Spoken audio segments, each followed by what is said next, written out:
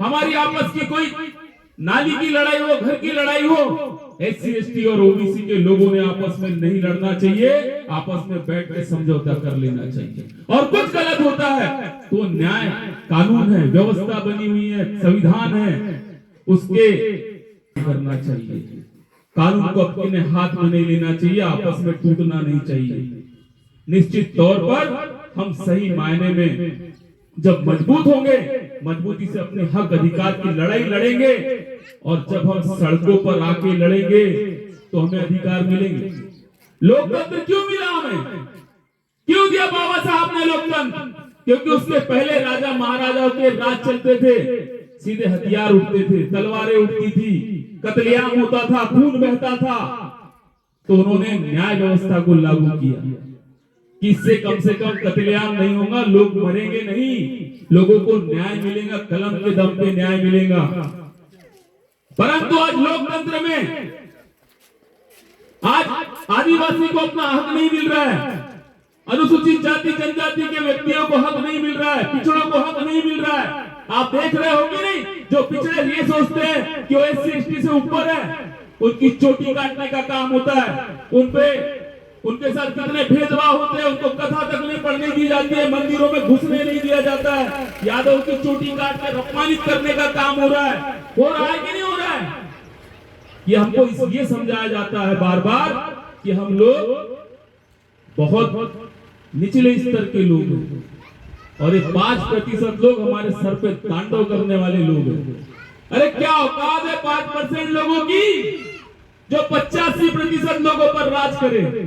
है उनकी कोई औकात? लेकिन हम आपस में टूटे हुए, एक दूसरे से दूर है, एक दूसरे को समझ नहीं पा रहे, भाई भाई को हम एक दूसरे को जान नहीं पा रहे हैं। आज अगर मुल्क तहसील में किसी भी हमारे आदिवासी भाई के साथ अन्य अत्याचार हो, हमारी माता बहनों के साथ अन्य अत्याचार हो, तो कोई लड़ने वाला सामने आता है क्या? आता है? कोई है? हम उसके लिए यहाँ आए हैं। अगर बोतल पठारी नहीं, मुल्ताई विधानसभा क्षेत्र के किसी गांव में अगर हमारे आदिवासी भाई के साथ, बहन के साथ, अनुसूचित जाति जनजाति के भाई बहनों के साथ अन्याय अत्याचार होता है, तो सबसे पहले जनार्दन JD पाटिल सड़क पे उतरने का काम करेगा, और करते भी आ रहा है।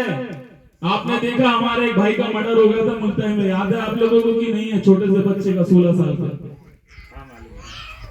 उस बच्चे के लिए सबसे पहले आवाज मैंने उठाई थी, उसके लिए आर्थिक मदद हमने करी।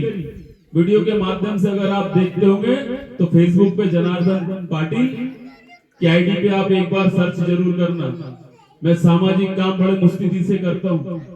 मैंने फंड इकट्ठा करा, उनको रहने के लिए जगह नहीं थी, घर इतना टूटा फूटा था, बांस बल्ली लगा करके ऐसा रह रहे थे वो, जहाँ जानवरों को हम कोठे में रखते हैं कि नहीं, ऐसी जगह पे रह रहे थे वो। उनके लिए व्यवस्था करके हमने 30,000 रुपए की मदद करके उनको थोड़ा सा व्यवस्थित करने का काम किया। एक तो बच्चा अकेला था, वो भी एक्सपायर हो गया, मर्डर हो गया, आपस में हो गया। हम चाहते हैं कि आपस में ऐसे नहीं करना है, हमें आपस में मिलजुल के रहना है। लड़ाई हमारी जो है वो लड़ाई दुश्मनों से है, और दुश्मन कौन है? UGC के माध्यम से आपको पता हो चुका है। हमारा दुश्मन सीधा सीधा दिख रहा है, अब छुपा हुआ काम कुछ नहीं है। इसीलिए वामन मेश्राम साहब के ग्रेट नेतृत्व में 22 तारीख के आने